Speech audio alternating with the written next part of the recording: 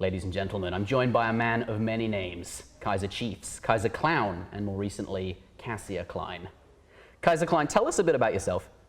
Well, as you may know, I'm a Frenchman, so I live in Paris. I am 23 years old, and well, I guess that's enough information. All right, Kaiser, what are you up to in life at the moment? I've actually just validated my last exams at my engineering school, so I'm not quite diplomed yet, but I'm gonna get my diploma at the end of this year, most likely, and I'm gonna also start doing an actual work as an engineer. So yeah, it's pretty nice. Less time for AoE3 then? Much less time for AoE, yeah, I think. That's why I'm playing it a lot at the moment and doing all this Tony stuff, and then we'll see. Yeah, this seems like your moment to shine before the real world, maybe. Probably. Before I pull an H2O and just disappear. Disconnect. So I want to talk to you about your sort of history with the Age of Empires franchise. I think it means a lot to us, sort of all of the games. I'm wondering how you discovered Age of Empires, and in particular, what kept you playing Age of Empires 3 to get so good? So it's kind of a long history. I was showed Age of Empires 2 by my dad actually when I was like 3 or 4 or something like that. He just bought it for himself, and I kind of ended up playing it more than him. And then I just stopped playing at some point. I mean, I did get AoE3 when I was like 10 as a gift, and I played it a bit, but never online. And more recently, when I was like 17, like 6 years ago, I just found out that there was a multiplayer mode on AoE3. So, I just clicked it and like made an account and started playing, and then that's all. It's kind of random, actually. It could have been with AoE2 or another one, but It was the game you were playing at the time. I just had AoE3, I just like, yeah, let's just play it. That's not the most romantic notion I had in mind. But then I never stopped then. So there was not a real reason to start it, but there was a reason to not stop it, right? Because I just never stopped since like 6 years. So. And here you are, one of the top 8. So can you tell us a bit about your favorite civilization and your least favorite civilization, and why? Yeah, well, I think people who know me will know that my favorite civilization is Germany. It's my strongest civilization as well, but I also play a lot of France. Historically France, because it's close to Germans, and that's the second civ I learned to play. And then more recently I've played some Russia, Euro, Sioux, and Otto, I guess that's my main civs. My least favorite civilizations are basically the Asian civs, I guess. I'm just not a fan of the design because they don't need much map control. And they're just really slow, but very hard to push because there's always stuff popping or something like that. Really easy to scout, but just really annoying to play against. Just they turtle in one corner of the map and never do anything. Yeah, I've heard until late game.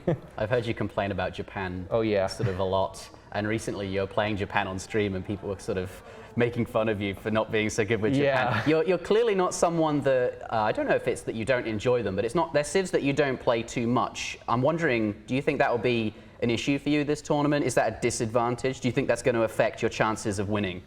Well, obviously playing more civs is always better because then you can counter-pick better, you can just adapt to the map better. But I feel like I got enough civs in my bag to be fine. However, it might be a problem for me when I'm playing against these civilizations, since obviously I don't know them as well as a European civilization, say. So if someone wants to annoy me, they can just pick play Japan or something like that. So how does it feel to be competing in a LAN tournament, and what does that mean to you? Well, it's of course very exciting. I've played in quite a lot of tournaments. I don't know how many exactly, but something like 10 or 15 maybe. But obviously playing in real is much different because, well, there's going to be people watching at the same time. There's going to be my opponent right in front of me. So it's just very exciting. And I would say that it's not just about the tournament. It's obviously about meeting the people and probably chugging some beers together after. I'm also looking forward to that part.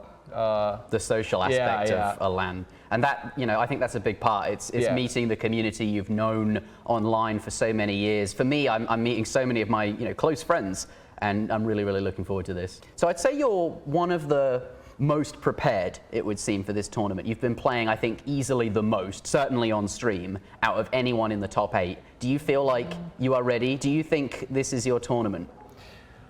Well, I think Taben's probably played more than me, to be honest. But yeah, I'm very active for sure. Am I ready? Well, I think so. But then again, it's a first for me. I haven't ever played in a LAN before, so who knows, you know? I might just perform poorly just because of the LAN aspect of this event. But generally speaking, yeah, I think I'm quite ready, and maybe not to win, but to do a good run. I don't think anyone here has played in a LAN before, so right. You all have that in common. Yeah, that's my point, though. It's going to be kind of more random, because it's like everyone would be playing their first online tournament if it was online, and some people would be panicking and some others wouldn't. Yeah, you know, handling the nerves is definitely going to be a part of this. I wanted to ask you, who do you think is the most prepared then? Who do you expect to see in the finals? And you know, who's your biggest rival in this tournament, would you say?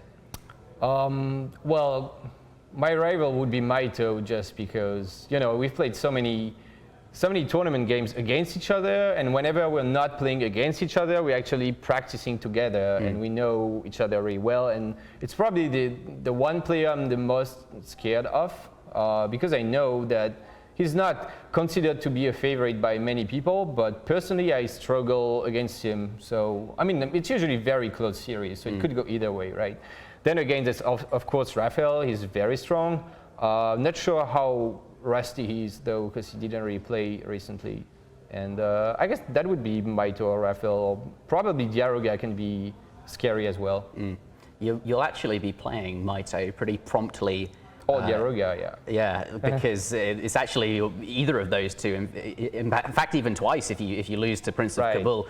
But yeah, they're in your group. You're going to be seeing a lot of them.